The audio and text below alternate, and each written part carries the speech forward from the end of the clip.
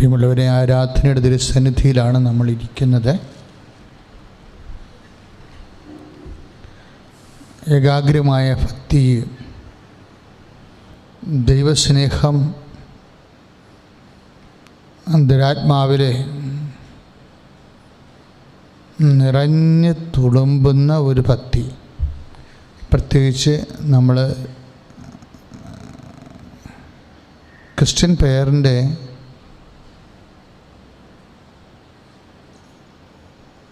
അർത്ഥവും അന്തരാർത്ഥവും എല്ലാം യേശുവെന്ന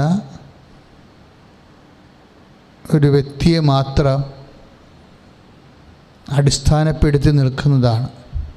അതുകൊണ്ട് ഭക്തി എന്ന് പറഞ്ഞാൽ യേശുവിനെക്കുറിച്ചുള്ള, യേശുവിനുള്ള സ്നേഹമാണ് നമ്മൾ ഭക്തിയായിട്ട്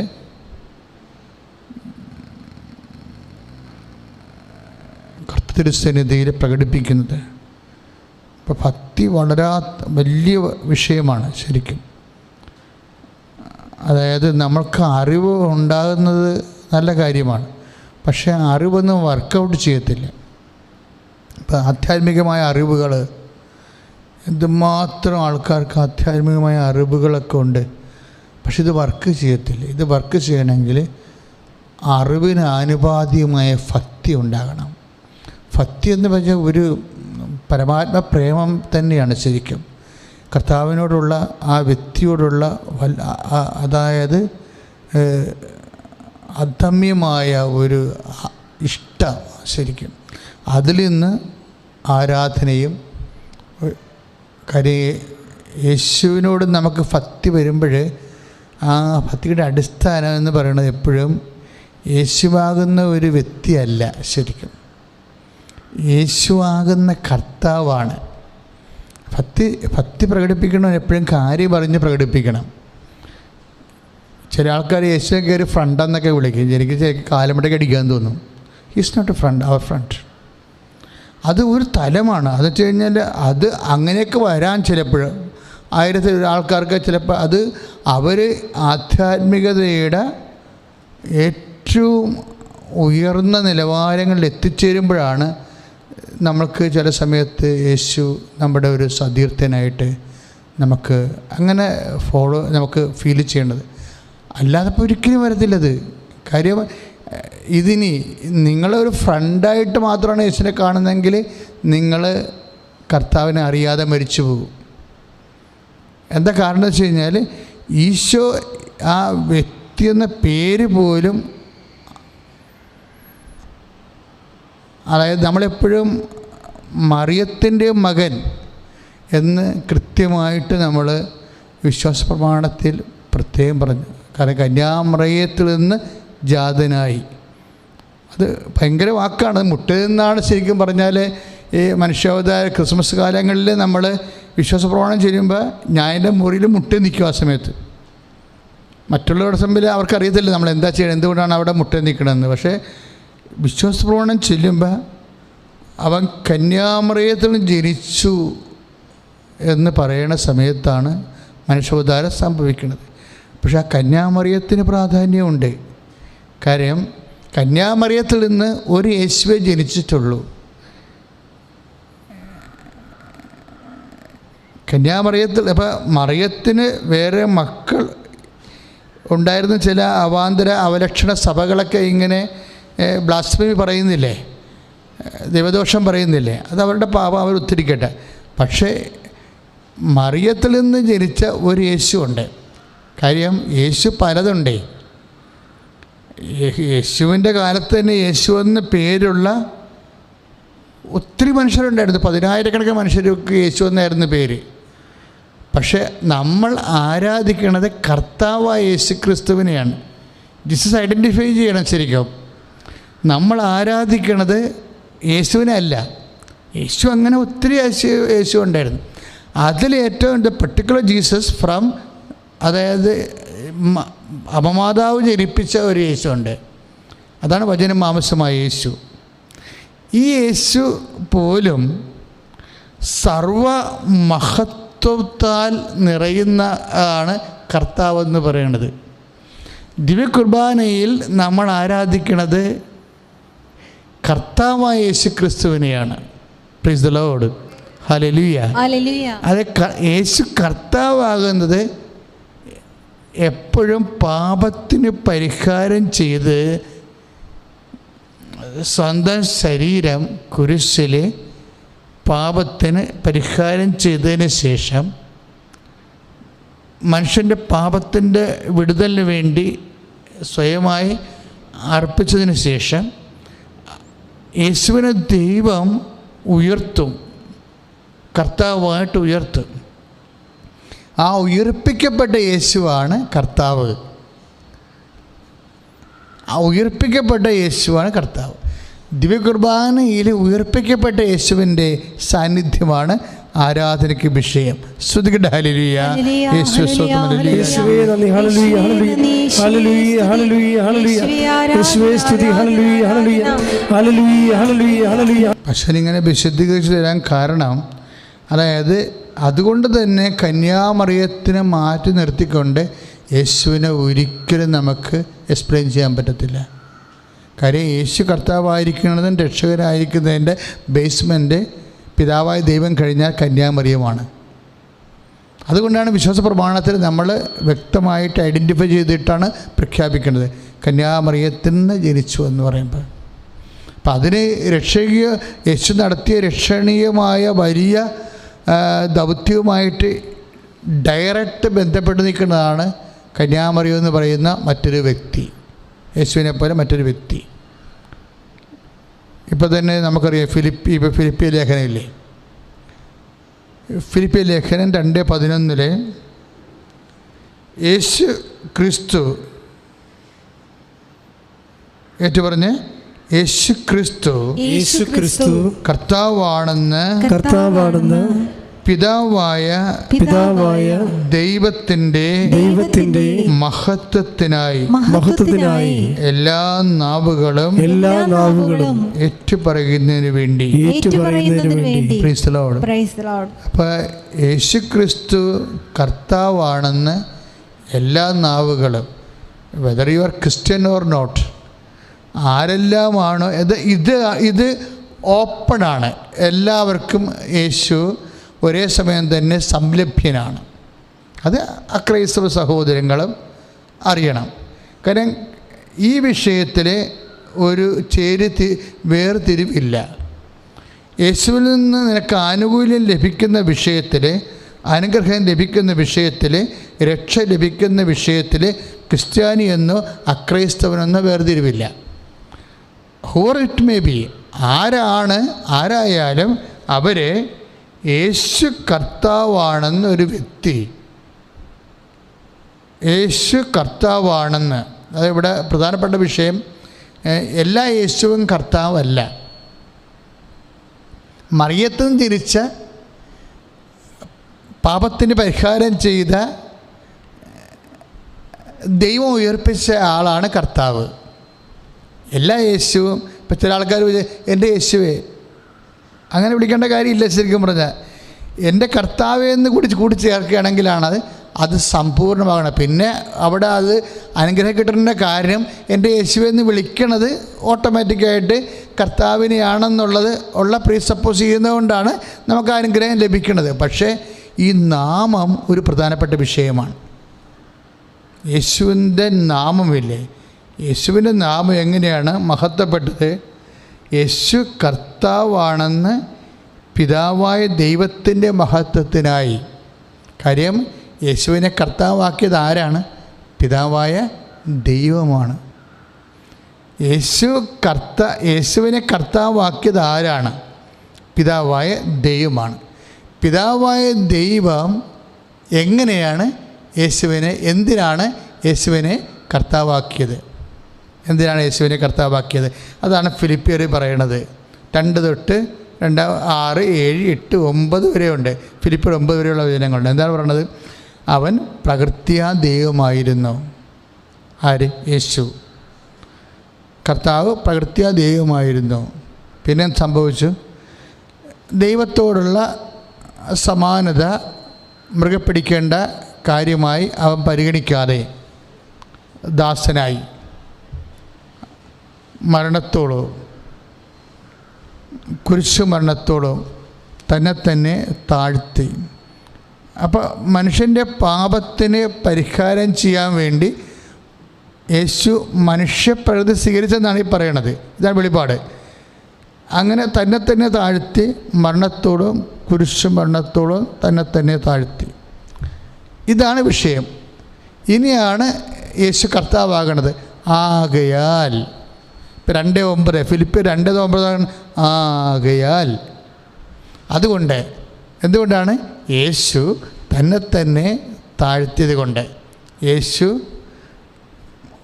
ദൈവമായിരിക്കവേ ദൈവത്തോടുള്ള സമാനത മുറുകെ പിടിക്കേണ്ട കാര്യമായി പരിഗണിക്കാതെ മനുഷ്യൻ്റെ പാപത്തിന് പരിഹാരമാകാൻ മനുഷ്യനാകാൻ വേണ്ടി തന്നെ തന്നെ താഴ്ത്തി. മനുഷ്യപ്രകൃതി പരിഹാരം ചെയ്യാൻ വേണ്ടി തന്നെ തന്നെ നമുക്ക് വേണ്ടി പരിഹാരം ചെയ്യാൻ വേണ്ടി തന്നെ തന്നെ താഴ്ത്തി. എന്തോരം താഴ്ത്തി? കുരിശുമരണത്തോളം താഴ്ത്തി.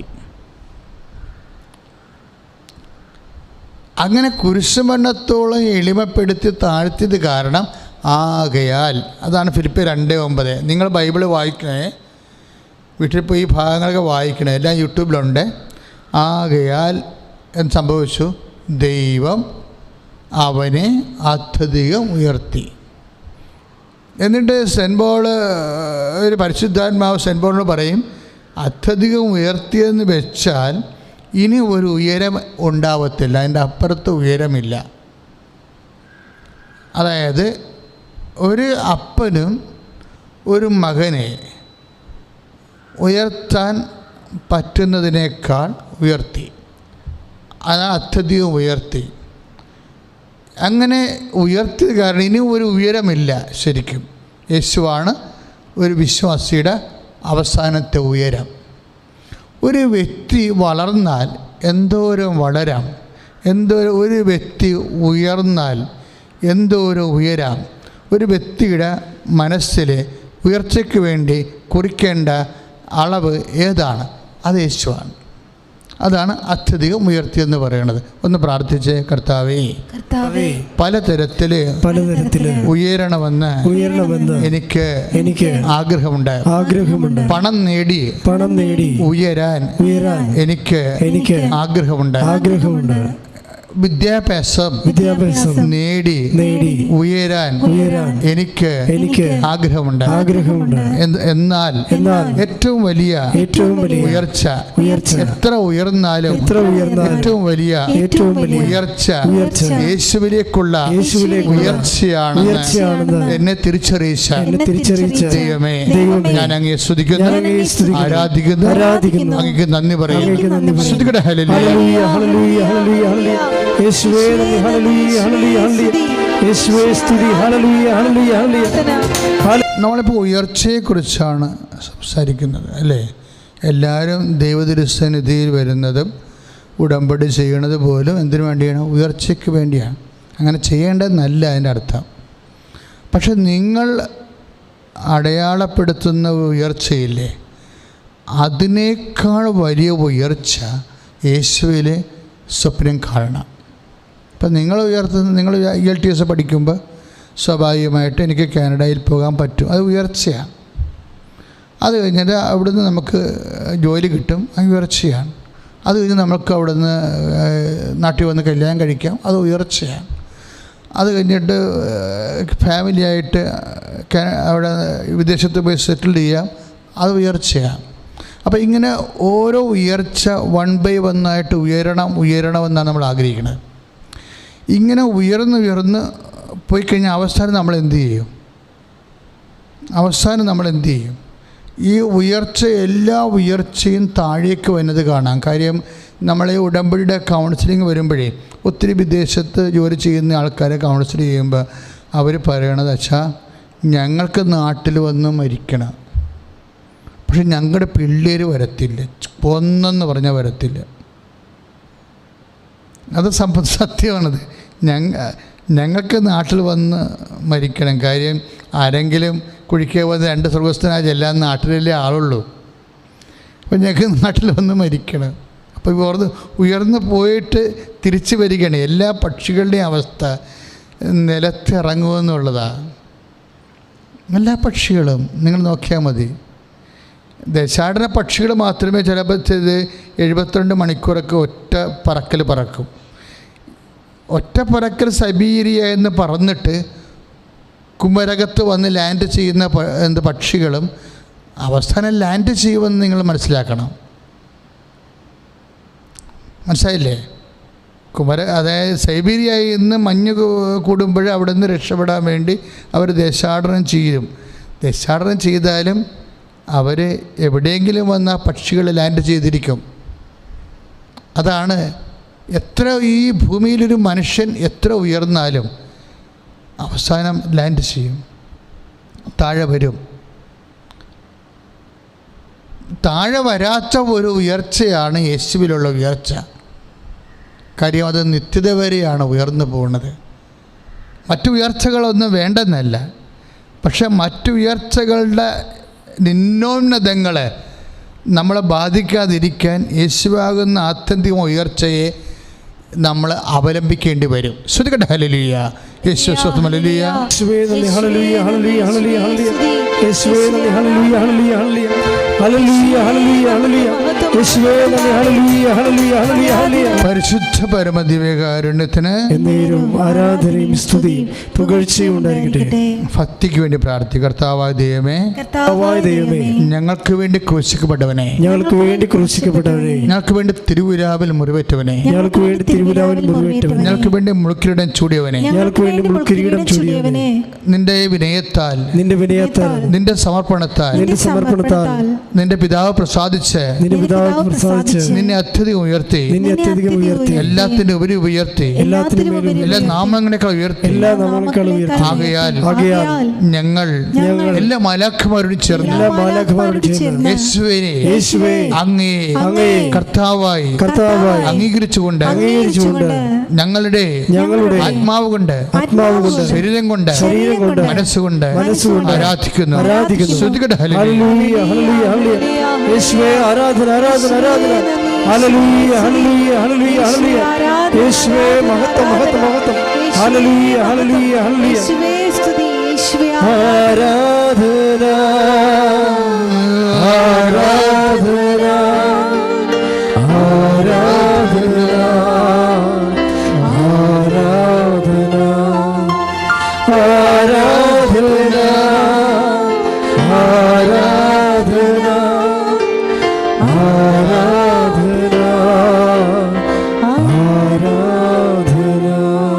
പരിശുദ്ധ പരമദിവ്യകാരുണ്യത്തിന് എന്നേരവും ആരാധനയും സ്തുതിയും പുകഴ്ചയും ഉണ്ടായിരിക്കട്ടെ.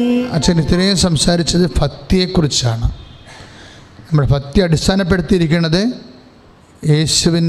യേശുവിനെ കർത്താവെന്ന് അറിയുന്നതിലൂടെയാണ്.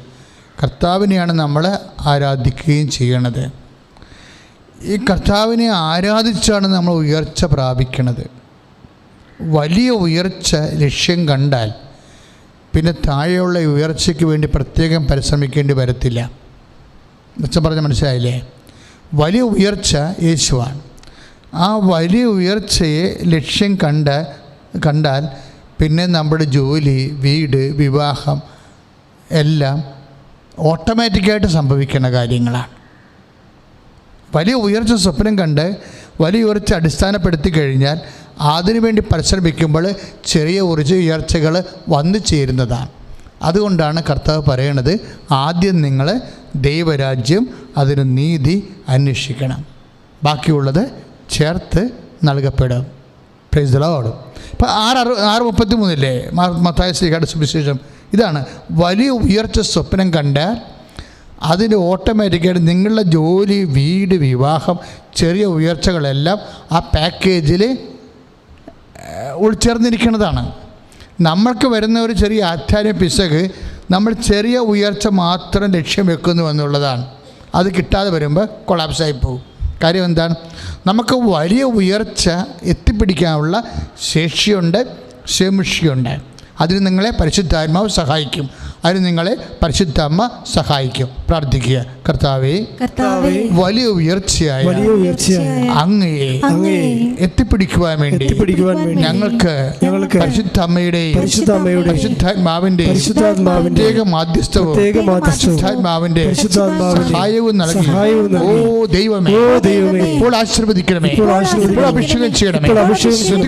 Hallelujah, hallelujah, hallelujah, hallelujah, hallelujah, hallelujah, hallelujah, hallelujah, hallelujah. യേശുവേ, ആരാധന, ആരാധന, ആരാധന. പരിശുദ്ധ പരമ ദിവ്യകാരുണ്യത്തിന് എന്നേരവും ആരാധനയും സ്തുതിയും പുകഴ്ചയും ഉണ്ടായിരിക്കട്ടെ. ഒരു മനുഷ്യന് എത്തിച്ചേരാൻ സാധിക്കുന്ന, സങ്കല്പിക്കാൻ കഴിയുന്ന ഏറ്റവും വലിയ ഉയരമാണ് യേശു കർത്താവിൻ്റെ ഉയരം. അതാണ്. അതിനാൽ ദൈവം അവനെ അത്യധികം ഉയർത്തി. എല്ലാ നാമങ്ങളെക്കാൾ ഉന്നതമായ നാമം അവിടുത്തേക്ക് നൽകി. അപ്പോൾ ഉയർത്തുക, ഉന്നതമാവുക. അതുകൊണ്ടാണ് നമ്മൾ ആ വലിയ ഉയർച്ചയെയും ഉന്നത സ്ഥാനത്തെയും നമ്മൾ അവലംബിക്കുന്നത്. എന്തിനാണ്? അതിനുവേണ്ടി പരിശ്രമിച്ച് കഴിയുമ്പോൾ അതിൻ്റെ ഉള്ളിലുള്ളതാണ് ചെറിയ ഉയർച്ചകളെല്ലാം. എല്ലാ ചെറിയ ഉയർച്ച നീ ആഗ്രഹിക്കുന്നതെല്ലാം അതിന് താഴെയുള്ളതാണ്. അത് യേശുവിനെ സ്വീകരിക്കുമ്പോൾ അതിൻ്റെ കൂടെ നമുക്ക് ഓട്ടോമാറ്റിക്കായിട്ട് ലഭിക്കേണ്ടതാണ്. പക്ഷേ അപ്പോഴും നമ്മൾ പ്രധാനപ്പെട്ട ചിന്തിക്കണം, നിൻ്റെ ജോലി അല്ല വലുത്, അതിനേക്കാൾ വലുതാണ് യേശു. നിൻ്റെ കടങ്ങൾ പരിഹരിക്കുന്ന അല്ല വലുത്, അതിനേക്കാൾ വലുതാണ് യേശു. നിൻ്റെ കടങ്ങൾ പരിഹരിക്കുന്നതിനേക്കാൾ വലുതാണ് യേശുവെന്ന് പരിശുദ്ധാത്മാവ് നിനക്ക് തോന്നിച്ചു കഴിഞ്ഞാൽ കൃപാസനത്തിൻ്റെ ഈ മണ്ണിൽ വെച്ച് നിൻ്റെ കടം എഴുതി തള്ളപ്പെടും. പറഞ്ഞാൽ മനസ്സിലായി. നീ സാമ്പത്തിക കടമുള്ള ആളാണ്, പക്ഷേ നിൻ്റെ കടങ്ങൾ പരിഹരിക്കുന്നതിനേക്കാൾ വലിയ കാര്യമാണ് യേശുവിനെ നേടുന്നതെന്ന് പരിശുദ്ധാത്മാവ് ഇപ്പോൾ നിന്നെ തോന്നിച്ചു കഴിഞ്ഞാൽ ഈ മണ്ണിൽ വെച്ച് ദൈവം നിൻ്റെ കടം റൈറ്റ് ഓഫ് ചെയ്ത് കളയും. നിനക്കിപ്പോൾ ക്യാൻസർ രോഗമാണ്, നിൻ്റെ രോഗം സുഖപ്പെടുന്നതിനേക്കാൾ വലിയ കാര്യമാണ് യേശുവെന്ന് ഇപ്പോൾ നീ ചിന്തിച്ചാൽ ഈ മണ്ണിൽ വെച്ച് നീ സുഖപ്പെട്ടിരിക്കും. ശ്രുതികട ഹല്ലേലൂയ, യേശുവേ സ്തോത്രം, hallelujah, hallelujah, hallelujah, hallelujah, hallelujah, hallelujah, യേശുവേ സ്തുതി, hallelujah, hallelujah, hallelujah, hallelujah, hallelujah, hallelujah, hallelujah, hallelujah. യേശുവേ നന്ദി, യേശുവേ മഹത്വം, യേശുവേ ആരാധന, ആരാധന. പരിശുദ്ധ പരമ ദിവ്യകാരുണ്യത്തിന് എന്നേരവും ആരാധനയും സ്തുതിയും പുകഴ്ചയും ഉണ്ടായിരിക്കട്ടെ. യേശു കർത്താവാണ് എന്നുള്ള വലിയ വിശ്വാസ സത്യമാണ് നമ്മുടെ ബാക്കി എല്ലാ തകർച്ചകൾക്കും അർത്ഥം നൽകുന്നത്. യേശു അർത്ഥമാകുന്നത്, ജീസസ് ജീവിതത്തിൻ്റെ മീനിങ് ആകുന്നത് അവിടെ വെച്ചാണ്. കാരണം കുരിശുമരണത്തിന് അർത്ഥമില്ല. നാട്ടുകാരുടെ മുമ്പിൽ അപമാനിതനായി മരിക്കുന്നതിന് ഒരർത്ഥവുമില്ല. അപ്പോൾ ഈ മുൽക്കിലിടാൻ ചൂടിയതിന് ഒരർത്ഥവുമില്ല. തിരുവിലാവിന് മുറിവെക്കുന്നതിന് ഒരർത്ഥവുമില്ല. Unless we became the load.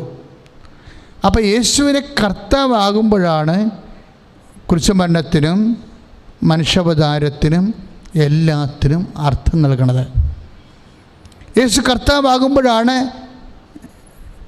യേശു മരിച്ചവരിൽ നിന്ന് ഉയർത്തെഴുന്നേൽക്കുമ്പോഴാണ്, യേശുവിന് ദൈവം പിതാവായ ദൈവം മരിച്ചവരിൽ നിന്ന് ഉയർത്തെഴുന്നേൽപ്പിക്കുമ്പോഴാണ് യേശുവിൻ്റെ പീഡാനുഭവത്തിന് അർത്ഥമുണ്ടാകുന്നത്, യേശുവിൻ്റെ കുരിശുമരണത്തിന് അർത്ഥമുണ്ടാകുന്നത്. ദൈവത്തിലെ അതുപോലെയാണ് നിൻ്റെ കാര്യം.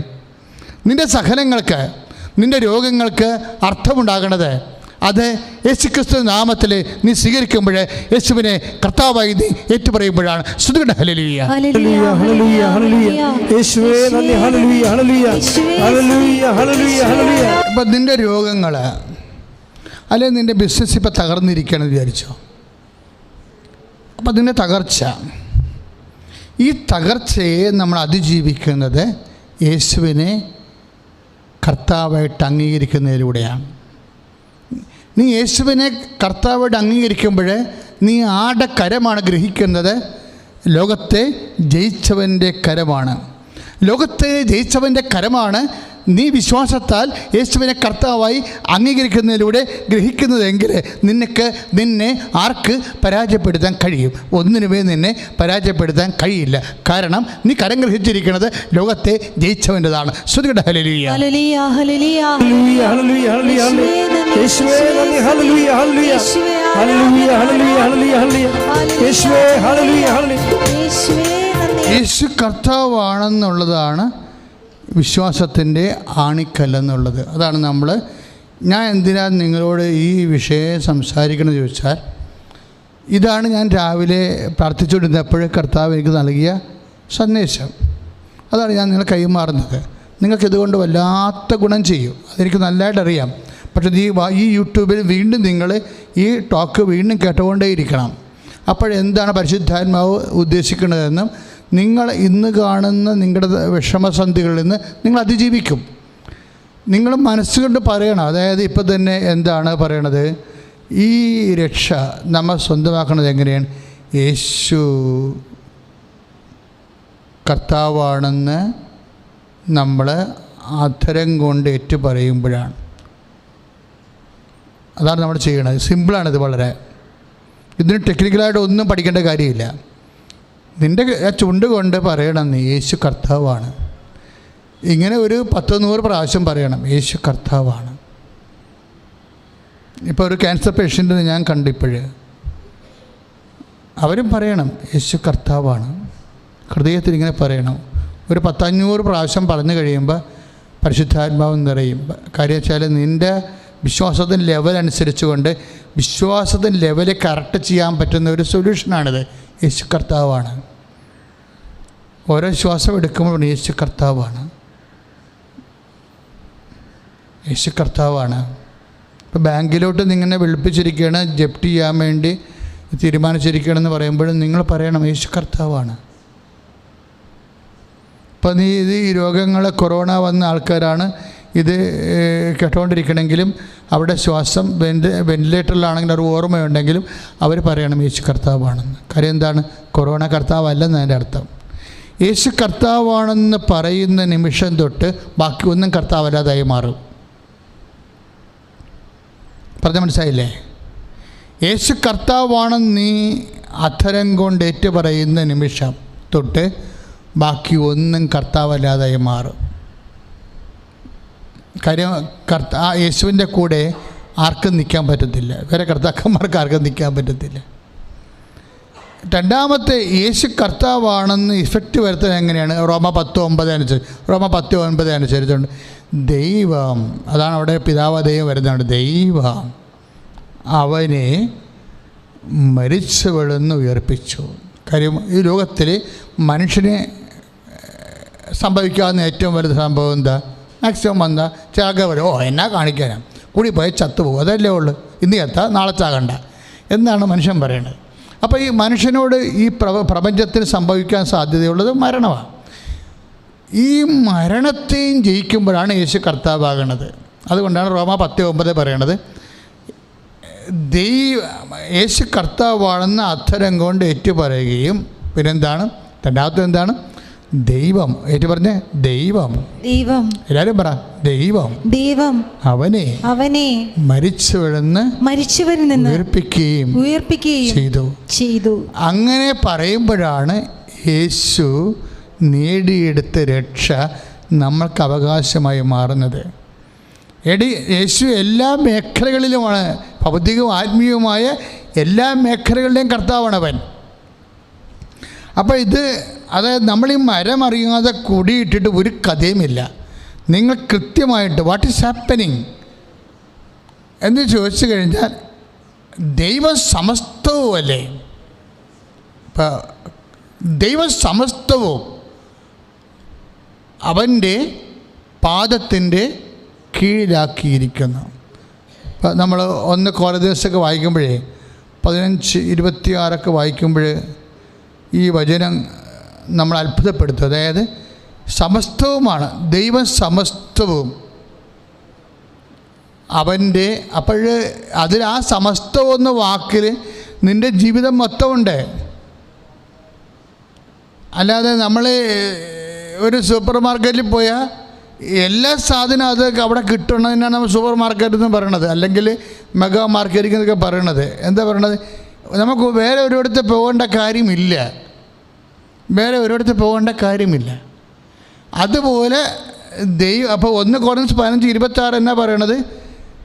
ദൈവം സമസ്തവും അവൻ്റെ പാദത്തിൻ്റെ കീഴിലാക്കിയിരിക്കുന്നു. സമസ്തവുമാണ്, അല്ലാതെ ആത്മീയ കാര്യം മാത്രമല്ല. അതിൻ്റെ അകത്ത് നിൻ്റെ PSC ടെസ്റ്റ് ഉണ്ട്, റാങ്ക് ഉണ്ട്, ഇല്ലേ? നിൻ്റെ ഇടിഞ്ഞു വീഴാൻ പോകുന്ന മതിലാണെങ്കിൽ അത് നാളെ വീണാൽ അത് കെട്ടാൻ ഇനി എന്ത് ചെയ്യുമെന്ന് ഓർത്തുകൊണ്ട് നീ വിഷമിക്കായിരിക്കും. അതും അതിനകത്തുള്ളതാണ്.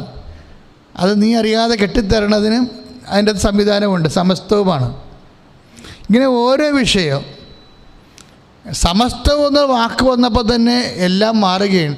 യേശു കർത്താവാകണത് ഈ സമസ്തവും അവൻ്റെ പാദത്തിൻ്റെ കീഴിൽ വരുമ്പോഴാണ്. അപ്പോൾ നിനക്ക് ചുണ്ടിൽ ചില പാണ്ട് വരണ ചില ഒരു ചേച്ചി എൻ്റെ സഹോദരി എന്നോട് എനിക്ക് ചുണ്ടിൽ പാണ്ട് അയച്ചാന്ന് പറഞ്ഞു. അപ്പോഴും ഞാൻ എൻ്റെ മനസ്സിൽ പറഞ്ഞ്, ഇവളെ ഈ സഹോദരി യേശു കർത്താവാണെന്ന് പൂർണ്ണമായി വിശ്വസിക്കുന്ന സമയത്ത് പാണ്ട് മാഞ്ഞു പോകും. കാര്യം ഒത്തിരി പാണ്ടുകൾ മാഞ്ഞു പോയി ഞാൻ കണ്ടിട്ടുണ്ട്. അമ്പലപ്പുഴ കിഴക്ക് കഞ്ഞിപ്പാടത്ത് ധ്യാനം നടത്തുന്ന സമയത്ത് ദിവ്യകുർബാന ഇതുപോലെ ഇരിക്കുന്നുണ്ട് ഇവിടെ. അപ്പോൾ കർത്താവ് എനിക്കൊരു സന്ദേശം തന്നിട്ട് പറഞ്ഞ്, ചുണ്ടിലെ പാണ്ട് മാഞ്ഞു പോകുന്നത് ഈ ആരാധനയിൽ സംഭവിക്കുന്നുണ്ടെന്ന്. അപ്പോൾ ഞാൻ ഉടനെ പറഞ്ഞു, ചുണ്ടിലെ പാണ്ട് മാഞ്ഞു പോകുന്ന ഒരു സഹോദരിയെ കർത്താവ് സുഖപ്പെടുത്തുന്നു. ചുണ്ടിൽ പാണ്ടുള്ള സഹോദരിയെ കർത്താവ് സുഖപ്പെടുത്തുന്നു. ആരാധനയും കഴിഞ്ഞു പോയി, ആരാണെന്നറിയാൻ പാടില്ല, ആരും വന്നില്ല. പക്ഷേ പിറ്റേ ദിവസം അമ്പലപ്പുഴ ഞാൻ എൻ്റെ ഇരിക്കുന്ന പള്ളിയിൽ ഒരു മോള് വന്നു, റൂബി എന്ന് പറയുന്ന മോൾ വന്നിച്ചും പറഞ്ഞ്, അച്ഛാ ഇത് കണ്ടച്ചാ, ഞാൻ കണ്ണാടി പോയി, എനിക്ക് 10-22 വർഷമായിട്ട് ചുണ്ട് മുഴുവൻ വെളുത്തിരിക്കുന്ന ആളാണ്. പക്ഷേ എനിക്കറിയത്തില്ല, അങ്ങനെ സന്ദേശം വന്നതുകൊണ്ട് എനിക്കായിരിക്കും അതിലായിരിക്കും, എന്നാലും നോക്കിയേക്കാം എന്ന് പറഞ്ഞുകൊണ്ട് കണ്ണാടി നോക്കിയപ്പോൾ പാണ്ട് കാണാനില്ല. ഇതാണ് സംഭവം. അപ്പോൾ നിൻ്റെ ചുണ്ടേ പാണ്ടാണെങ്കിലും അത് ഈ സമസ്തം എന്നുള്ള പാക്കേജിലുള്ളതാണ്. വചനം എന്തുകൊണ്ടാണ് ഈ ആൾക്കാർ വചനം ചുമന്നുകൊണ്ട് നടക്കുന്നത്? എന്തുകൊണ്ടാണ് ഈ ആൾക്കാർ വചനം ചുമന്നുകൊണ്ട് നടക്കുന്നത്? അതായത് ഈ വചനം ഒരിക്കലും അനുഭവിച്ചു കഴിഞ്ഞാൽ ദൈവം ആരാണെന്ന് നീ അറിയും. അതുകൊണ്ടാണ്. അപ്പോൾ ഈ നിൻ്റെ ചുണ്ടേ പാണ്ട് ചിലപ്പോൾ നിനക്ക് മാത്രമേ പ്രാധാന്യം ഉണ്ടാകത്തുള്ളൂ. പക്ഷേ കർത്താവ് എന്താ പറയണത്? അത് പ്രശ്നമായിരിക്കണത് നിൻ്റെ ഭർത്താവിന് മാത്രമാണ്. നിൻ്റെ ചുണ്ടേ പാണ്ട് കാണുന്നത്, നിന്നെ കൊണ്ടുനടക്കണതും എല്ലാം നിൻ്റെ ഭർത്താവിനായിരിക്കും അത് പ്രശ്നമെന്ന് നീ പറയും. പിന്നെ നിനക്കും മക്കൾക്കും പ്രശ്നമാവും. മക്കൾ പറയും, അമ്മ PTA മീറ്റിങ്ങിന് വരണ്ടെന്ന് പറയും, ആൻറ്റി വന്നാൽ മതി എന്ന് പറയും. പോരെ, പിള്ളേർ പറയും, നേരത്തെ മുഖത്ത് നോക്കി നമ്മുടെ പറയും, ഒരു പ്രശ്നമുണ്ട്, അമ്മ PTA മീറ്റിങ്ങിന് വരണ്ട, ആൻറ്റി വന്നാൽ മതി എന്ന് പറയും. പണ്ടത്തെ പിള്ളേർ പറയത്തില്ല, മനസ്സിലേ വെക്കത്തില്ലായിരുന്നു. ഇപ്പം അങ്ങനെയല്ല. ഇപ്പം മുഖത്ത് നോക്കി പിള്ളേർ പറയും, നമ്മുടെ അടുത്ത് പറയും. അപ്പോൾ നമുക്ക് സങ്കടം വരും. കുഞ്ഞുങ്ങൾക്ക് പോലും എന്നെ വേണ്ട എന്ന് പറയും. അപ്പം നിനക്ക് പ്രശ്നം, നിൻ്റെ ചുണ്ടേപ്പാണ്ട് നിനക്ക് പ്രശ്നം, നിൻ്റെ ഭർത്താവിന് പ്രശ്നം, നിൻ്റെ 2 മക്കൾക്കും പ്രശ്നം, വേറെ ആർക്കും ഇവിടെ പ്രശ്നമില്ല. പക്ഷെ കർത്താവിനത് പ്രശ്നമാണ്. നിൻ്റെ പ്രശ്നം ആർക്കാണ് പ്രശ്നമായിരിക്കുന്നത്? നിൻ്റെ ഏറ്റവും അടുത്ത മനുഷ്യർ, ബന്ധുക്കൾ ഒഴിച്ച് ബാക്കി ആരാണ് പ്രശ്നമായിരിക്കുന്നത്? അയാളുടെ പേര് യേശു എന്നായിരിക്കും. അപ്പോൾ യേശുവിനെല്ലാം പ്രശ്നമാണ്. ദൈവം സമസ്തവും അവൻ്റെ പാദത്തിൻ്റെ കീഴിലാക്കിയിരിക്കണമെന്ന് പറയുമ്പോൾ നിൻ്റെ സമസ്തവും പാദത്തിൻ്റെ കീഴിലാക്കാൻ വേണ്ടിയാണ് ദൈവം മനുഷ്യ അവതാരം ഏറ്റെടുത്തത്. എന്തിനാണ് ഈ മനുഷ്യാവതാരം ഏറ്റെടുത്തതെന്ന് പറയുമ്പോൾ, നമ്മളവർക്ക് പാപത്തിന് പരിഹാരം ചെയ്യാൻ വേണ്ടിയാണെന്ന്. പക്ഷേ സത്യമായിട്ടും അതൊരു പകുതി കാര്യമാകുന്നുള്ളൂ. മനുഷ്യ അവസ്ഥയെ മുഴുവനായിട്ടാണ് യേശു ഏറ്റെടുത്തത്. Your faith is great എന്നൊക്കെ രക്തസ്രാവക്കാരോട് പറഞ്ഞ എന്താ കാര്യം? അവളുടെ രക്തസ്രാവം അവളുടെ വേദനയാണ്. അവൾ 12 കൊല്ലമായി നരകിക്കുന്നുണ്ട്. അവളുടെ നരകത്തെ അവൻ ഏറ്റെടുത്തു. യേശുക്രിസ്തു എന്തിനു മനുഷ്യ അവതാരം ചെയ്തെന്ന് ചോദിച്ചു കഴിഞ്ഞാൽ നിന്റെയും എൻ്റെയും നരകത്തെ ഏറ്റെടുക്കുവാൻ. ഹല്ലേലൂയ യേശുവേ നന്ദി hallelujah hallelujah hallelujah hallelujah hallelujah യേശുവേ നന്ദി hallelujah hallelujah hallelujah hallelujah hallelujah hallelujah യേശുവേ സ്തുതി ഹല്ലേലൂയ ഹല്ലേലൂയ. പരിശുദ്ധ പരമദിവ്യകാരുണ്യത്തിന് എന്നേരവും ആരാധനയും സ്തുതിയും പുകഴ്ചയും ഉണ്ടാകട്ടെ. അപ്പം യേശു കർത്താവാണെന്ന് പറയുമ്പോഴേ അവൻ ഒരു ഏറ്റെടുപ്പുകാരനാണെന്നാണ് എൻ്റെ അർത്ഥം. എന്തിൻ്റെ ഏറ്റെടുപ്പ്? നീ എൻ്റെ വേദന എന്തായിരിക്കുന്നുവോ, ഏതവസ്ഥയിലായിരിക്കുന്നുവോ അത് എല്ലാം ഏറ്റെടുക്കാൻ വേണ്ടിയാണ് അവൻ മനുഷ്യാവതാരം ചെയ്തത്. യേശുവിൻ്റെ മനുഷ്യാവതാരത്തിൻ്റെ ഉദ്ദേശം നിൻ്റെ പാപക്ഷമ മാത്രമല്ല, നിൻ്റെ വേദന, നിൻ്റെ നരകം എന്തായിരിക്കുന്നുവോ, ഏതവസ്ഥയിലായിരിക്കുന്നുവോ, ഏത് സ്വഭാവമായിരിക്കുന്നുവോ. കഴിഞ്ഞ ദിവസങ്ങളൊരു സാക്ഷ്യമുണ്ടായി. അച്ഛൻ്റെ പ്രവചനം, അതായിരുന്നു അച്ഛൻ്റെ പ്രവചനം എന്ന് പറഞ്ഞുകൊണ്ട് യൂട്യൂബ് വീഡിയോ ഇട്ടിട്ടുണ്ട്.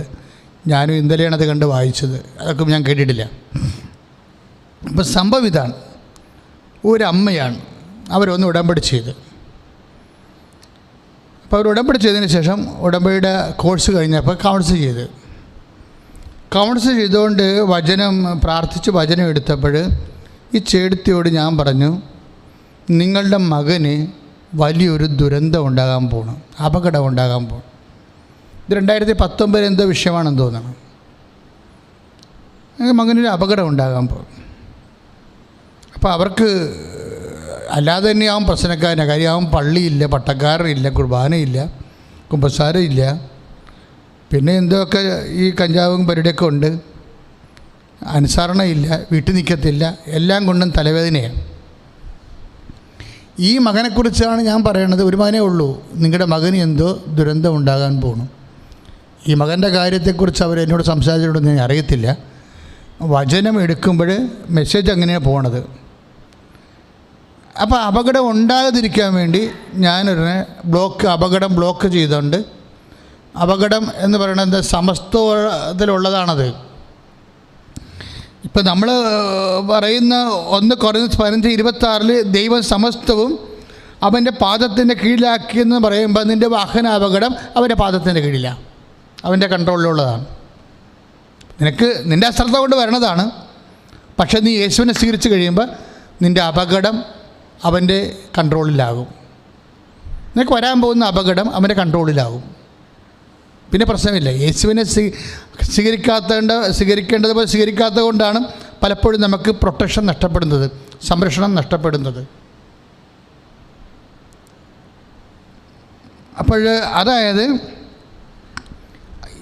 അപകടം മനസ്സിലാക്കിയപ്പോൾ ഞാൻ മാതാവിൻ്റെ ഒരു കാശ് രൂപ വെഞ്ചരിച്ച് അവന് കൊടുത്തു.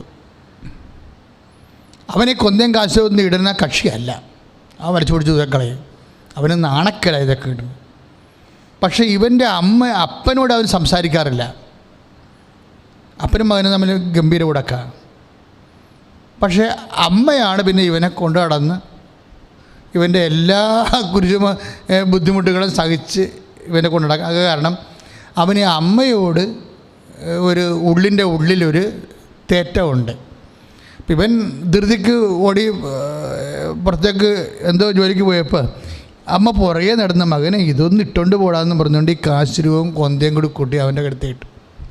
എന്തോ അവനതിട്ട് അമ്മ പറഞ്ഞ അനുസരിച്ച് അവൻ ഡ്രൈവിംഗ് ലൈസൻസൊക്കെ കഴിഞ്ഞിട്ട് വണ്ടി കിട്ടി, വണ്ടി ഓടിക്കാൻ പോയിരുന്നു. വണ്ടി പോയി പാലത്തോട്ടിടിച്ച് വണ്ടി അപ്പാടെ മറിഞ്ഞ് താഴെ വീണ് വണ്ടി നാട്ടുകാരോ വണ്ടി നമ്പർ വിളിച്ച് പോലീസിൽ അറിയിച്ച് പോലീസ് ഈ RTOയിൽ അറിയിച്ച് RTO ഓണറിനെ എടുത്തുനിന്ന് വണ്ടിയുടെ ഓണറെ നോക്കിയപ്പോൾ ഓണർ ഒരു ട്രാവലിംഗ് ഏജൻസിയാണ്. RTO ട്രാവലിംഗ് ഏജൻസി വിളിച്ച് പറഞ്ഞു നിങ്ങളുടെ വണ്ടി ഇന്ന പാലത്തിൻ്റെ അടി തകർന്ന് കിടപ്പുണ്ടെന്ന് പറഞ്ഞു. അതുകൊണ്ട് അവർ വന്ന് ഉടനെ ഇവർ വന്ന് നോക്കിയപ്പോൾ ഈ മകനെ കാണാനില്ല, ഇതിൻ്റെ അകത്ത് വണ്ടി ഓടിച്ച് ഡ്രൈവറിനെ കാണാനില്ല. JCB വന്ന് ഫയർ എഞ്ചിൻ വന്നു, ഇതൊക്കെ പൊക്കി നോക്കിയിട്ട് ഡ്രൈവറിനെ കാണാനില്ല. അപ്പോൾ ഉടനെ ഇവർ അമ്മേനെ വിളിച്ചു, ഡ്രൈവർ ഏജൻസി, നിങ്ങളുടെ മകൻ ഓടിച്ചിരുന്ന വണ്ടിയാണ്, വണ്ടി അപകടപ്പെട്ടു, വണ്ടി കണ്ട് ഇപ്പോൾ തരിപ്പണമായി, പക്ഷേ നിങ്ങളുടെ മകനെ കണ്ടിട്ടില്ലെന്ന് പറഞ്ഞു. അരമണിക്കൂർ കഴിഞ്ഞപ്പോൾ മകൻ വന്ന് അവരുടെ മുമ്പിൽ നിൽക്കണം. എന്നുവെച്ചാൽ ഇവൻ തെറിച്ചു പോകാൻ പറ്റും ഇതിൻ്റെ അകത്തുനിന്ന്. ഇതെന്താ പ്രശ്നം എന്ന് വെച്ച് കഴിഞ്ഞാൽ, ഞാൻ പറഞ്ഞു വരുന്നത്, സമസ്തവും ദൈവം അവൻ്റെ പാദത്തിൻ്റെ കീഴിലാക്കണമെന്ന് പറയുമ്പോഴേ അതിൽ ഇത് മുൻകൂട്ടി ഈ അമ്മയുടെ വിശ്വാസം കൊണ്ടാണ് മുൻകൂട്ടി അറിയാൻ പറ്റണത്. ഈ അമ്മയ്ക്ക് പോലും ആ വീട്ടിൽ വിശ്വാസമില്ലെന്നുണ്ടെങ്കിൽ ഈ മകൻ ചത്തത് തന്നെ.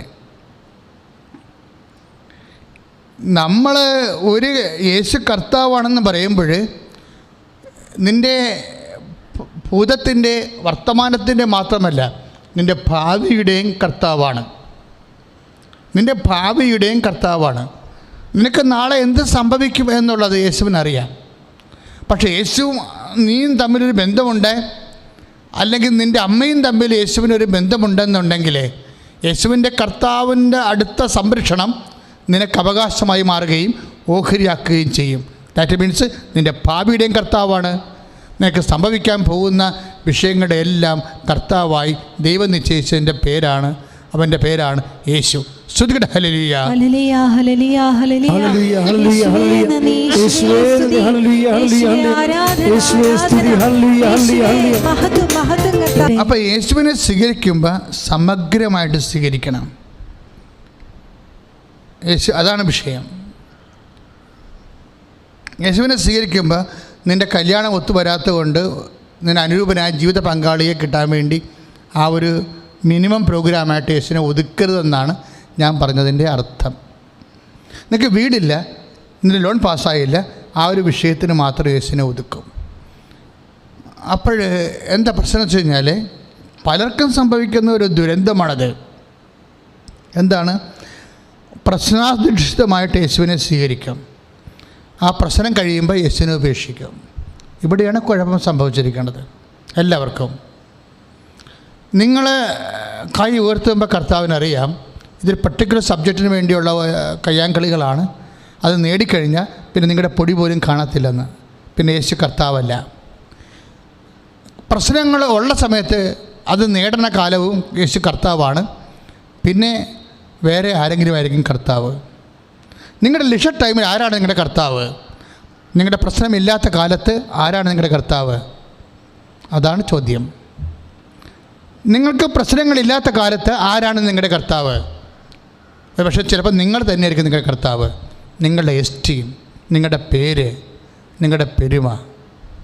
ഒരു വീട്ടിൽ ഞായറാഴ്ച കുർബാനയുടെ സമയത്ത് നിൻ്റെ ഫ്രണ്ട് വരുന്നു, നിൻ്റെ അളിയൻ വരുന്നു, ആരെങ്കിലും വരുന്നു, ഗസ്റ്റ് വരുന്നു, അയാൾ പറഞ്ഞു ഇന്ന സ്ഥലത്ത് ഇന്ന സമയത്ത് പോയാൽ ഇന്ന ഇന്ന നേട്ടങ്ങൾ ഉണ്ടാകുമെന്ന് പറയുമ്പോൾ നീ ഞായറാഴ്ച കുർബാന മുടക്കി അവൻ്റെ പുറകെ പോകും.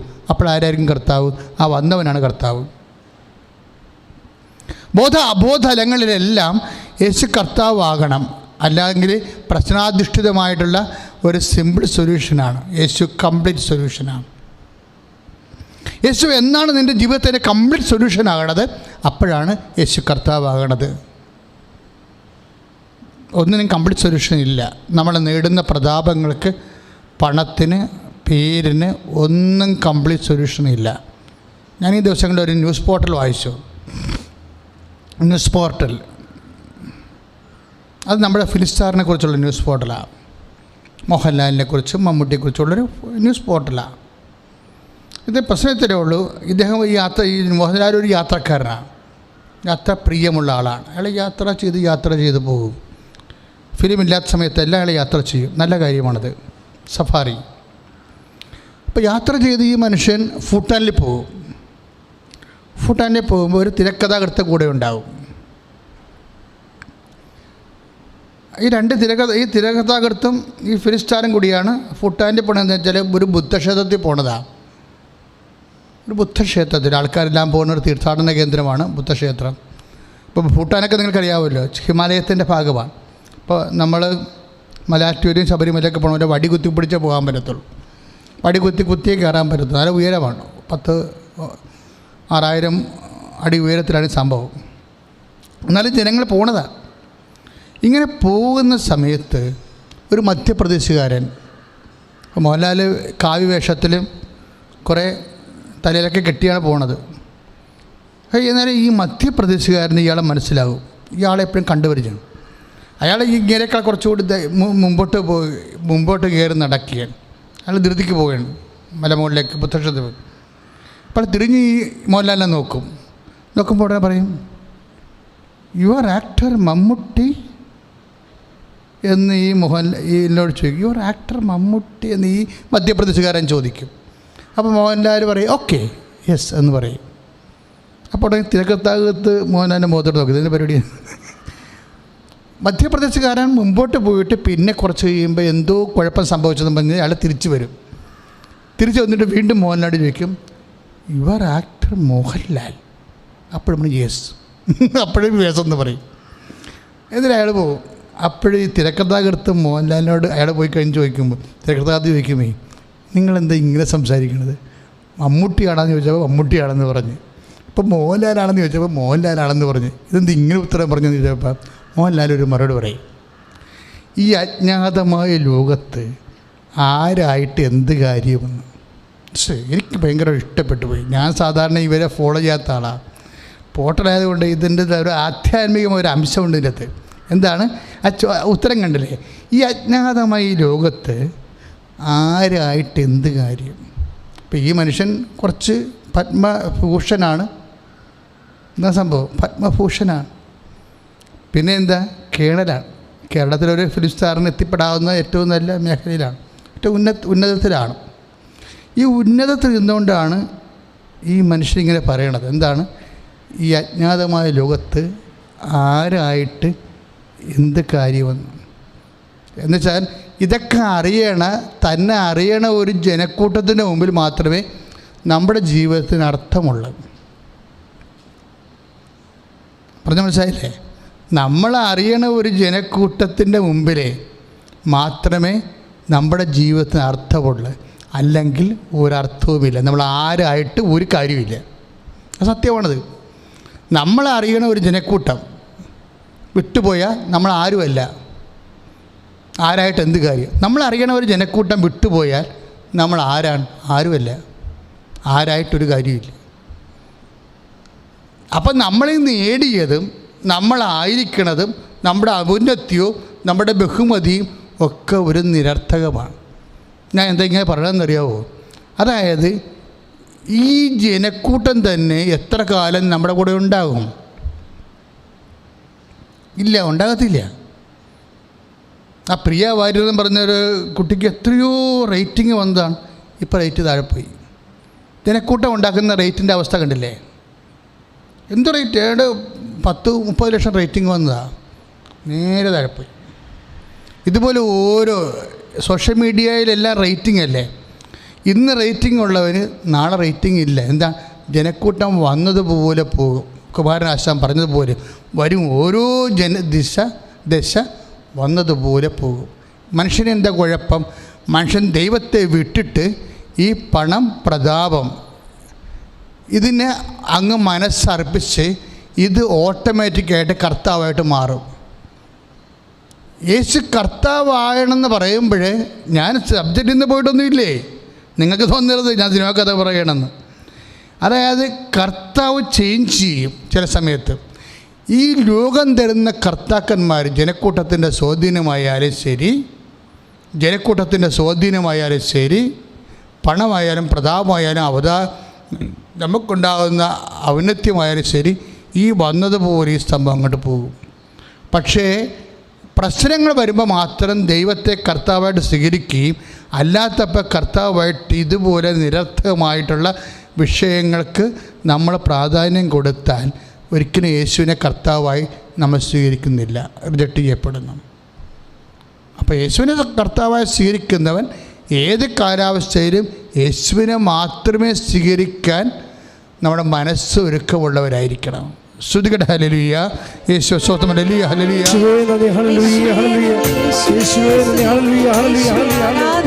പരിശുദ്ധ പരമദിവ്യകാരുണ്യത്തിന് ആരാധനയും സ്തുതിയും പുകഴ്ചയും ഉണ്ടായിരിക്കട്ടെ. അപ്പോൾ പ്രശ്നാധിഷ്ഠിത കർത്താക്കന്മാരെ ഫേക്ക്. ഇപ്പം നമ്മൾ ദൈവങ്ങൾക്ക് എന്തെന്നാ ഇംഗ്ലീഷുകാരൻ പറയണത്?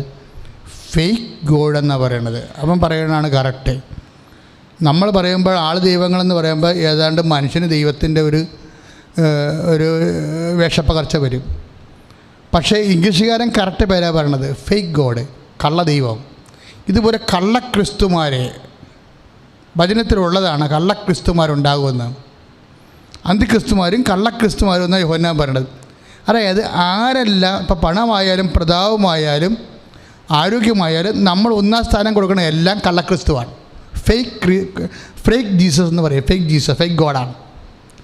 ഈ കള്ളക്രിസ്തുവിനെ യഥാർത്ഥ ക്രിസ്തുവിനെ ഒരുമിച്ച് കൊണ്ടുപോകാൻ പറ്റത്തില്ല. ദൈവത്തെയും മാമവിനെയും ഒരുമിച്ച് സേവിക്കാൻ സാധ്യമല്ലെന്ന് ഈശോ തന്നെ പറഞ്ഞിട്ടുണ്ട്.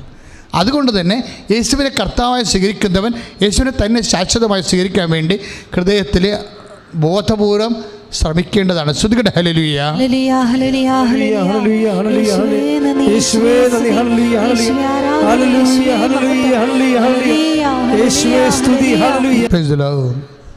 പ്രിയമുള്ളവരെ, അതായത് നമ്മുടെ ജീവിതത്തിൽ വിശ്വാസത്തെ കറക്റ്റ് ചെയ്ത് നമ്മൾ ആശ്രയം വെച്ചിരിക്കുന്നത് ആരിലാണെന്നുള്ള ബോധ്യത്തോടു കൂടി നമ്മൾ ദൈവതിരുസന്നിധി പ്രാർത്ഥനാപൂർവ്വം വ്യാപരിക്കുമ്പോഴാണ് ആദ്യം പറഞ്ഞ ഭക്തിയിലേക്ക് നമ്മൾ വരും. ഭക്തി വലിയ കാര്യമാണ്. പക്ഷേ ഭക്തിയിലേക്ക് വരുന്നതിന് മുമ്പ് കുറേ പ്രക്രിയകളുണ്ട്. ഭക്തിയുടെ മുന്നേ വരുന്ന ചില പ്രക്രിയകൾ. ഒന്നാമത്തിൽ വിശ്വാസം കൃത്യമാക്കണം. ഇപ്പം വിശ്വാസം എന്ന് പറയുന്നത് വിശ്വാസം ഉണ്ടായിട്ട് കാര്യമില്ല. ഇപ്പോൾ വിശ്വാസത്തിൽ തന്നെയുണ്ട് ഈ ഫേക്ക് ഗോഡ്, ഫേക്ക് ഫെയ്ത്ത് ഉണ്ട്. വിശ്വാസത്തിൽ തന്നെ ഫേക്ക് ഫെയ്ത്ത് ഉണ്ട്, റൈറ്റ് ഫെയ്ത്ത് ഉണ്ട്. ഈ വിശ്വാസം എന്ന് പറയുന്നത് വിശ്വാസം ഉള്ളത് കൊണ്ട് നമുക്ക് പ്രത്യേകിച്ച് പ്രയോജനമൊന്നുമില്ല. കാരണമാണ് പൗലോസ് പറയും, ആരിലാണ് ഞാൻ ആശ്രയം വെച്ചതെന്ന് എനിക്കറിയാമെന്ന്. വിശ്വാസം ഉണ്ടായിട്ട് കാര്യമില്ല. വിശ്വാസം ആരിലുണ്ടാകണമെന്ന്. ഇപ്പോൾ ഒരു ഉദാഹരണത്തിന് കഴിഞ്ഞ ദിവസങ്ങളിൽ ചിറ്റൂരിൽ ഒരു കൊലപാതകം നടന്ന് നമുക്ക് വായിച്ചതാണ്, നിങ്ങൾ എല്ലാവർക്കും അറിയാതെ. അപ്പം അതിൻ്റെ അകത്ത് വരണത് ഈ അലക്ക എന്ന് പറയുന്ന കുട്ടി, അവൾ കളക്ടറാകാൻ വേണ്ടി IAS പഠിക്കുന്ന കുട്ടിയാണ്, പഠിച്ചുകൊണ്ട് പ്രിപ്പയർ ചെയ്യുന്ന കുട്ടിയാണ്. അലക്ക സായി ദിവ്യ എന്ന് പറയുന്ന അവളുടെ ചേടത്തിയെ കൊന്നു കളഞ്ഞു. പുരുഷോത്തമൻ നായിഡു എന്ന് പറയുന്ന അപ്പനെ അറസ്റ്റ് ചെയ്ത്. അപ്പോൾ അവർ ചോദിക്കുമ്പോൾ പറയണത് ഇതൊരു വിശ്വാസമാണ്. എന്താ വിശ്വാസം? ഞായറാഴ്ച കൊണ്ട് കലിയുഗം അവസാനിക്കുന്നു, തിങ്കളാഴ്ച മുതൽ സദ്യുഗം വരികയാണ്. അപ്പോൾ കലിയുഗത്തിന് മുമ്പ് മരിച്ച ആൾക്കാരെ സദ്യുഗം വരുമ്പോൾ ഉയർത്തെഴുന്നേറ്റ് വരും. അതൊരു വിശ്വാസമാണ്, അലക്കാടെ വിശ്വാസമാണ്. അപ്പോൾ ഈ വിദ്യാഭ്യാസവും വിശ്വാസവും തമ്മിൽ ബന്ധമില്ലെന്ന് മനസ്സിലായില്ലേ? അതെന്തിന് IAS ഒരുങ്ങണ കുട്ടിയാണത്, സ്മാർട്ട് ലേഡിയാണ്. പക്ഷേ അവൾ ഈ വിശ്വാസം തലക്കി കയറിയിട്ട് കൊന്ന് അവളുടെ ചേട്ടത്തിനെ കൊന്നു കളഞ്ഞു. അവളുടെ അമ്മ അത് അംഗീകരിക്കുന്നു എന്നാണ് സത്യം. അമ്മ ഉദ്യോഗസ്ഥയാണ്, പ്രൈവറ്റ് കമ്പനിയിലാണ് ഉദ്യോഗസ്ഥ. അപ്പനും അംഗീകരിക്കുന്നുണ്ട് ആ സംഭവം. അപ്പോൾ അതൊരു വിശ്വാസമാണ്. ഇതുപോലെയുള്ള കുറേ വിശ്വാസങ്ങൾ ലോകത്തുണ്ടാവും. അപ്പോൾ അതുകൊണ്ടാണ് നമ്മൾ യേശുവിലുള്ള വിശ്വാസത്തിന് സത്യവിശ്വാസം എന്ന് പറയാൻ കാരണം. ഈശോ തന്നെ ലോകത്തിൽ ഐ ആം ദ ട്രൂത്ത്. ഇപ്പം 14:6 എന്താ പറയണത്? ഐ ആം ദ ട്രൂത്ത് എന്ന് പറഞ്ഞിട്ട് എന്താണ്? ഞാൻ വഴിയും സത്യവും ജീവനുമാകുന്നു. അപ്പം ഞാൻ സത്യമാണെന്ന് ലോകത്ത് ഒരു മനുഷ്യനും പറഞ്ഞിട്ടില്ല, അവകാശം ഉന്നയിച്ചിട്ടില്ല. മർക്സായാലും എംഗൽസ് ആയാലും ലെനിനായാലും എയ്ൻസ്റ്റീനായാലും ആരും അവർ സത്യമാണെന്ന് ക്ലെയിം ചെയ്തിട്ടില്ല. ഈ 33 വയസ്സുകാരൻ ഐ ആം ദ ട്രൂത്ത് എന്ന് പറഞ്ഞാൽ അത് ക്ലെയിമാണ്. കാര്യം വേറെ ആരും ക്ലെയിം ചെയ്തിട്ടില്ല. അവൻ ക്ലെയിം ചെയ്ത സത്യത്തിന് വേണ്ടി അവൻ മരിക്കുവാനും അവൻ്റെ പിതാവായ സത്യത്തെ മഹത്വപ്പെടുത്തിക്കൊണ്ട് അവൻ ഉയർത്തെഴുന്നേൽപ്പിക്കുവാനും തയ്യാറാകുമ്പോഴേ സത്യത്തോടുള്ള വിശ്വാസമാണ് സത്യവിശ്വാസം. വിശ്വാസം എങ്ങനെ ഉണ്ടാകാം? ആർക്കും ഉണ്ടാകാം, എന്തിനും ഉണ്ടാകാം. പക്ഷേ സത്യത്തിനോട് വിശ്വാസം ഉണ്ടാകുമ്പോഴാണ് അത് വർക്കൗട്ട് ആണത്. എപ്പോൾ വർക്കൗട്ട് ആവും? നിത്യത വരെ. ശ്രുതികട ഹല്ലേലൂയ. യേശുവേ സ്തോത്രം. Hallelujah hallelujah. യേശുവേ നന്ദി. Hallelujah hallelujah hallelujah hallelujah hallelujah hallelujah. യേശുവേ സ്തുതി. Hallelujah hallelujah hallelujah. Hallelujah hallelujah. യേശുവേ നന്ദി. നിനക്ക് യേശുവിലെ സത്യത്തോട് വിശ്വാസം തോന്നിയാൽ പിന്നെ നിനക്കൊന്നും പ്രതിബന്ധം ഉണ്ടാകത്തില്ല. നിനക്ക് കടമുണ്ടാകാം, രോഗമുണ്ടാകാം, നീ വല്ല സങ്കടപ്പെട്ട ഒരു അവസ്ഥയിലായിരിക്കും ചിലപ്പോൾ ഇവിടെ ഇരിക്കുന്നത്. പക്ഷേ നിനക്ക് യേശുവിനോട് സത്യത്തോട് വിശ്വാസം തോന്നിയാൽ പിന്നെ നിനക്കൊന്നും പ്രതിബന്ധം ഉണ്ടാകത്തില്ല. എന്താ കാര്യം? നമ്മൾ വിശുദ്ധ ലൂക്കായുടെ സുവിശേഷമില്ലേ, വിശുദ്ധ ലൂക്കായുടെ സുവിശേഷം 5:19, അവിടെ ഒരു തളർവാദ രോഗിയെ എല്ലാവരും കൂടി കൊണ്ടുവരുന്നതാണ് രംഗം. ഒരു തളർവാദ രോഗിയെ യേശുവിൻ്റെ അടുത്ത് കൊണ്ടുവരും. പക്ഷേ എന്താണ്, യേശുവിൻ്റെ അടുത്ത് എത്താൻ പറ്റത്തില്ല. അപ്പോൾ എന്തുകൊണ്ട് അവരെന്ത് ചെയ്യും? യേശുവിൻ്റെ അടുത്ത് എത്താൻ പറ്റാത്തപ്പോൾ എന്ത് ചെയ്യും? അവർ മേൽക്കൂര പൊളിച്ചോ ഓടിളക്കിയോ അവർ തളർവാദ രോഗിയെ കട്ടിലോടുകൂടെ യേശുവിൻ്റെ അടുത്ത് എത്തിക്കും. അപ്പോൾ യേശു എന്നാ പറയണത്? അവരുടെ വിശ്വാസം കണ്ട്. 5:20 എന്താ പറയണത്? ലൂക്കാ സുവിശേഷം. അവരുടെ വിശ്വാസം കണ്ട്. ആരുടെ വിശ്വാസം? ഈ രോഗിയെ കൊണ്ടുവന്ന ആൾക്കാരുടെ വിശ്വാസം. രോഗിക്ക് വിശ്വാസം ഉണ്ടാകണമെന്ന് ഒരു നിർബന്ധമില്ല, കൊണ്ടുവന്ന ആൾക്കാർക്ക് ഉണ്ടായാൽ മതി. അവരുടെ വിശ്വാസം കണ്ട് അവൻ ആ തളർവാദ രോഗിയോട് പറഞ്ഞു, നിൻ്റെ പാപങ്ങൾ ക്ഷമിക്കപ്പെട്ടിരിക്കുന്നു. അപ്പോൾ ഒരു ചോദ്യം വന്നത്, എന്തുകൊണ്ടാണ് ഇവർക്ക് നേരിട്ട് യേശുവിൻ്റെ അടുത്ത് കൊണ്ടുവരാൻ പറ്റാഞ്ഞത്? ജനക്കൂട്ടം നിമിത്തമെന്നാണ് എഴുതിയിരിക്കുന്നത്. ജനക്കൂട്ടം നിമിത്തം. അതാണ് പ്രശ്നം. ജനക്കൂട്ടം നിമിത്തമാണ് യേശുവിൻ്റെ അടുത്ത് ഈ രോഗിനെ എത്തിക്കാൻ ആ കൊണ്ടുവന്ന ആൾക്കാർക്ക് പറ്റാതിരുന്നത്. ജനക്കൂട്ടം എപ്പോഴും പ്രശ്നമാണ്.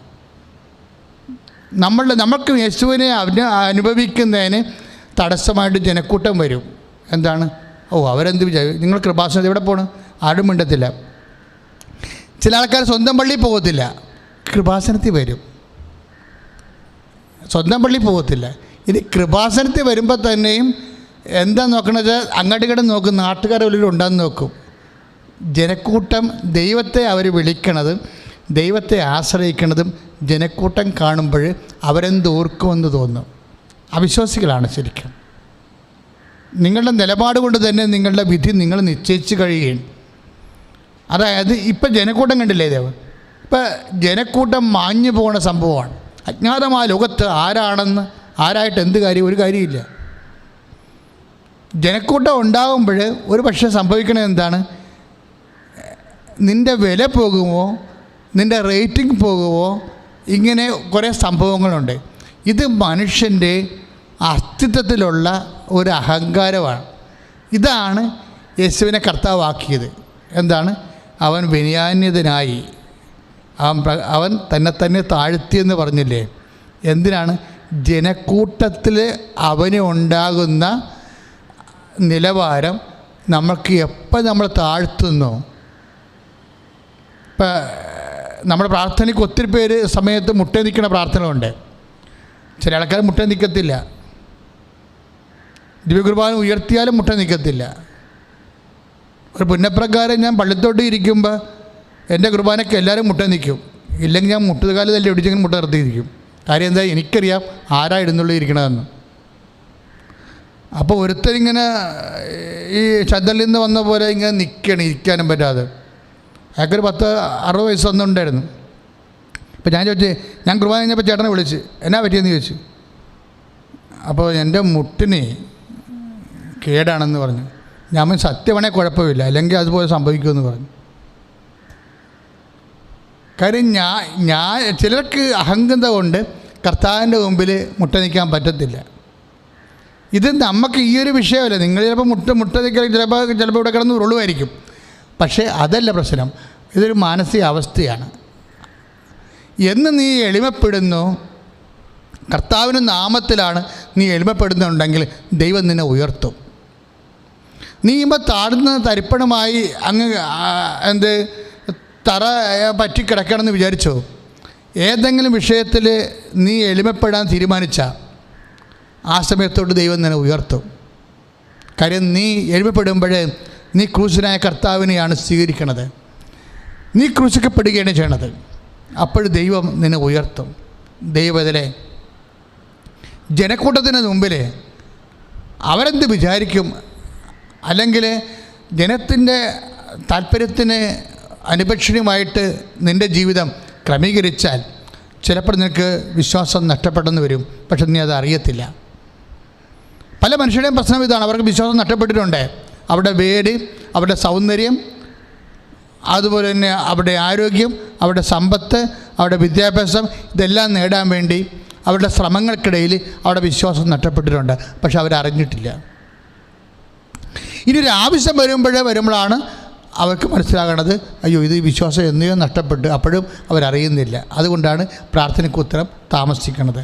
കാര്യം പല ആൾക്കാരും പള്ളികളിൽ ഒരു പേഴ്സണാലിറ്റി, നാട്ടിൽ ഒരു പേഴ്സണാലിറ്റി, പള്ളികളിൽ ഒരു പേഴ്സണാലിറ്റി, പത്തിയും ദൈവത്തിലേക്കൊന്നും എല്ലാം കാര്യം കാണാൻ വേണ്ടിയുള്ള എല്ലാ പട്ടാങ്ങിയും പള്ളി വന്ന് കാണിക്കും. പക്ഷെ പുറത്തിറങ്ങി കഴിയുമ്പോൾ മുട്ടാളനായിട്ട് മാറും, മുട്ടാളത്തിയായിട്ട് മാറും. ഇത് നിങ്ങൾ ശ്രദ്ധിക്കണം. ഇതാണ് പലപ്പോഴും പ്രാർത്ഥനയ്ക്ക് താമസം വരാൻ കാരണം. നിങ്ങൾ എളിമപ്പെടുന്നില്ല, മനുഷ്യാവതാരത്തെ പങ്കുചേരുന്നില്ല.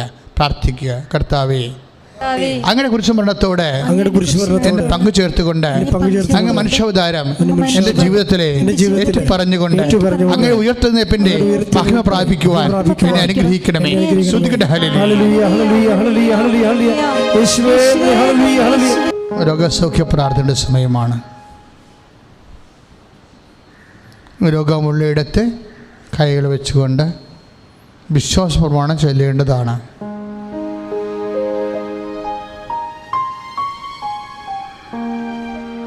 വിവാഹ തടസ്സമുള്ളവർ കഴുത്തിലും, പുരുഷന്മാരാണെങ്കിൽ മോതിരമിടുന്ന കയ്യിലും സമർപ്പിച്ചുകൊണ്ടാണ്.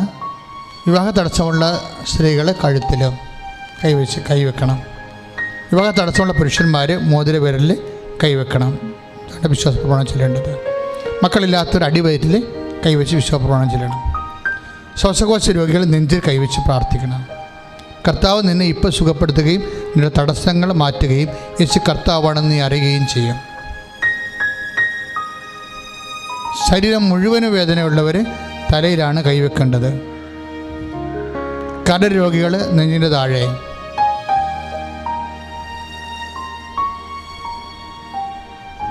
ഉദരരോഗികൾ ഉദരത്തിൽ. ഈ സൗഖ്യം രണ്ട് തരത്തിൽ നിങ്ങൾക്ക് ഫീൽ ചെയ്യും. ഒന്ന് ഡയറക്റ്റായിട്ട് സൗഖ്യം ഫീൽ ചെയ്യും. രണ്ടാമത്തത് നിന്നെ ചികിത്സിക്കുന്ന ഡോക്ടറായാലും ശരി, അങ്ങേർക്ക് നിൻ്റെ രോഗത്തെ കൃത്യമായി ഡയഗ്നോസ് ചെയ്തുകൊണ്ട് നിനക്ക് ആപ്റ്റ് മെഡിസിൻ തരാൻ വേണ്ടി പരിശുദ്ധാത്മാവ് സഹായിക്കും. കാര്യം വ്യത്യസ്തമായ രീതികളിലാണ് മനുഷ്യന് സൗഖ്യം വരുന്നത് ഞാൻ ശുശ്രൂഷയിൽ കണ്ടിരിക്കുന്നത്.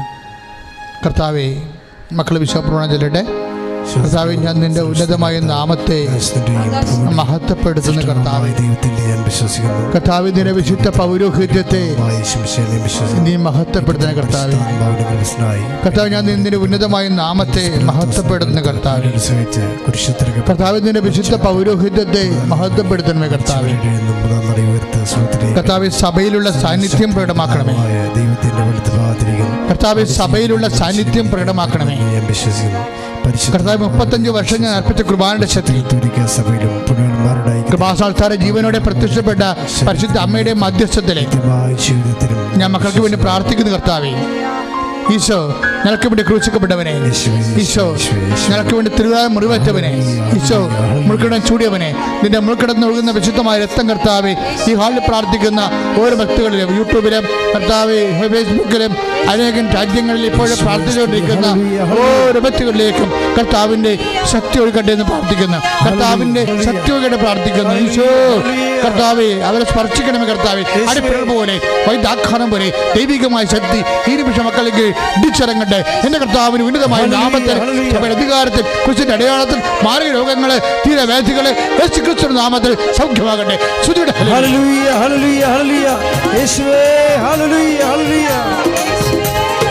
രോഗമെല്ലാം മാറിയിടട്ടെ, കഷ്ടമെല്ലാം നീങ്ങിടട്ടെ, രോഗമെല്ലാം മാറിടട്ടെ, കഷ്ടമെല്ലാം നീങ്ങിടട്ടെ, തിരുമുറിവിനാൽ സുഖപ്പെടട്ടെ, തിരുമുറിവിനാൽ സുഖപ്പെടട്ടെ.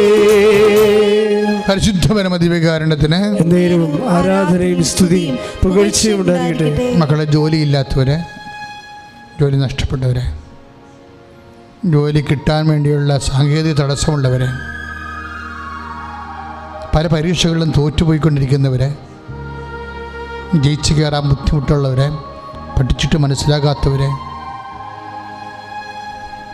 വിവാഹ ഉടമ്പടി നടക്കാത്തവരെ, സ്ഥലം വിറ്റുമാറാത്തവരെ, സാമ്പത്തിക കടങ്ങളിൽ ചെന്ന് വിഷമിച്ചിരിക്കുന്നവരെ, പാർപ്പിട സൗകര്യം നഷ്ടപ്പെട്ടവരെ, പിന്നെ വാങ്ങിക്കാനോ സ്ഥലം വിൽക്കാനോ ഒക്കെ ബുദ്ധിമുട്ട് അനുഭവിക്കുന്നവരെ,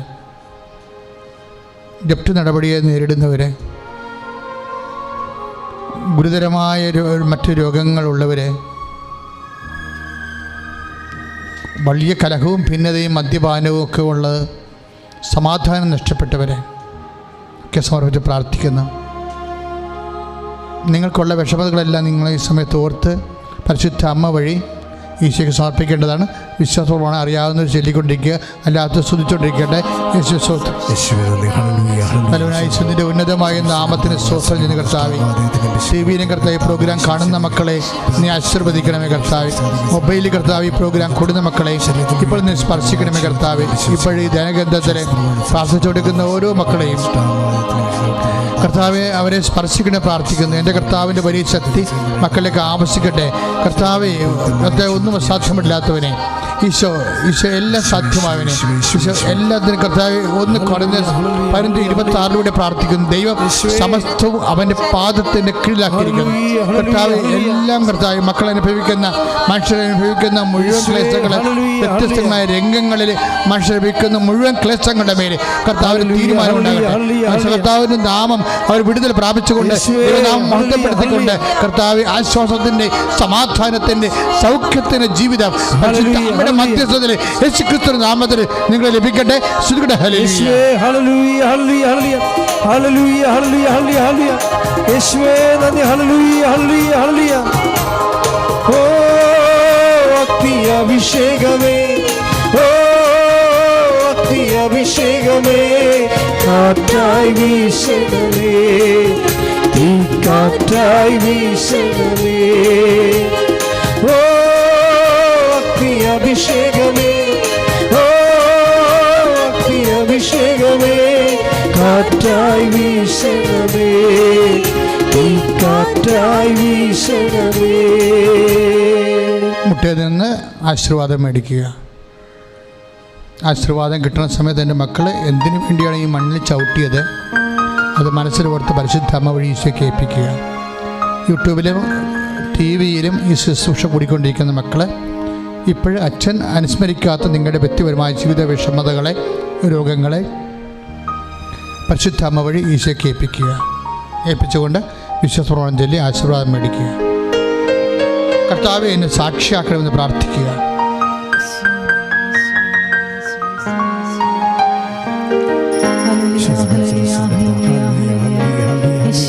യേശുവേ hallelujah hallelujah hallelujah hallelujah hallelujah യേശുവേ സ്തുതി. ഹല്ലേലൂയ ഹല്ലേലൂയ ആരാധന. ഹല്ലേലൂയ ഹല്ലേലൂയ ഹല്ലേലൂയ ആരാധന ആരാധന ആരാധന ആരാധന ആരാധന ആരാധന ആരാധന ആരാധന. പരിശുദ്ധ പരമമാ ദിവ്യകാരുണ്യമേ, ഇന്നുമെന്നും അങ്ങേക്കാരാധന. പരിശുദ്ധ പരമമാ ദിവ്യകാരുണ്യമേ, ഇന്നുമെന്നും അങ്ങേക്കാരാധന. പരിശുദ്ധ